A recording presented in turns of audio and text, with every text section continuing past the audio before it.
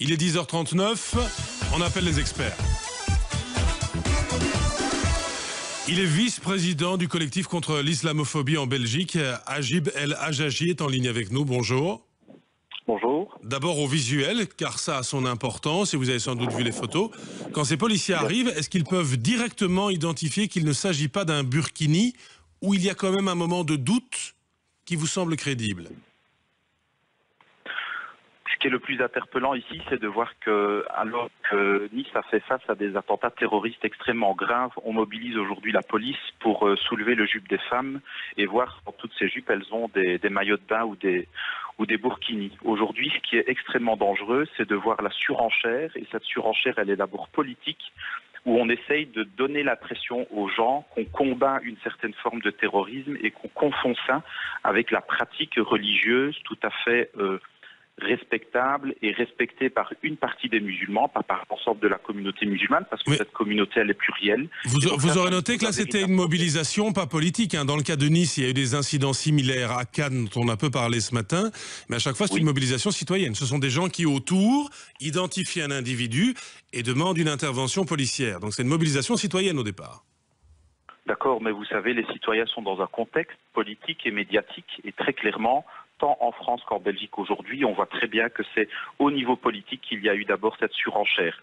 Le burkini en question, d'après la créatrice, la styliste de ce maillot de bain qui couvre le corps, 40% des femmes qui l'achètent ne sont pas musulmanes. Ce qui montre aussi que on peut porter ce maillot sans nécessairement se revendiquer d'une religion.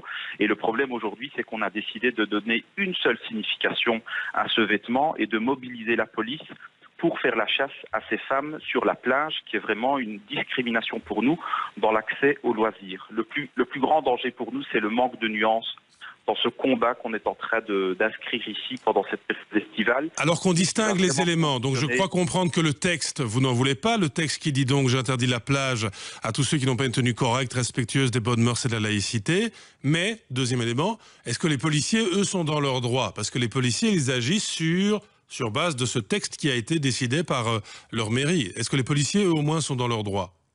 Écoutez, les policiers, j'ai du respect pour la fonction des policiers et encore plus dans le contexte actuel. Je comprends qu'ils fassent le travail qu'on attend d'eux. La question aussi, c'est de voir comment on peut faire ce travail. 4 policiers armés autour d'une dame qui est couchée sur la plage et rester à côté d'elle en lui demandant d'enlever ses vêtements, je trouve que c'est effectivement que c'est choquant. Et vous savez, il n'y a pas besoin d'être musulman ou musulmane pour estimer que c'est choquant, comme je l'ai entendu de certains de vos auditeurs. Le risque, cette dame en ressort avec une mise en garde et rentrera dans le rang, d'après vous, ou cette femme en ressort avec une rancœur terrible à l'encontre de la société française? Je pense d'abord que cette dame a été choquée. On a eu d'autres témoignages de personnes qui ont pleuré, d'enfants qui étaient à côté de leurs parents, qui ont aussi pleuré. Donc il y a un véritable choc psychologique, parce qu'en plus, celui qui discrimine ici, c'est vraiment l'État. Et c'est l'État qui donne un message comme quoi on ne veut pas de ces personnes-là sur nos plages ou dans nos écoles ou dans le travail. Et ça, c'est extrêmement dangereux. Aujourd'hui, ce que nous avons besoin, c'est de remettre du lien, de remettre de la nuance, de recréer justement un dialogue, même s'il n'est pas facile, parce qu'effectivement, chacun campe sur ses positions et chacun accuse l'autre de provocation.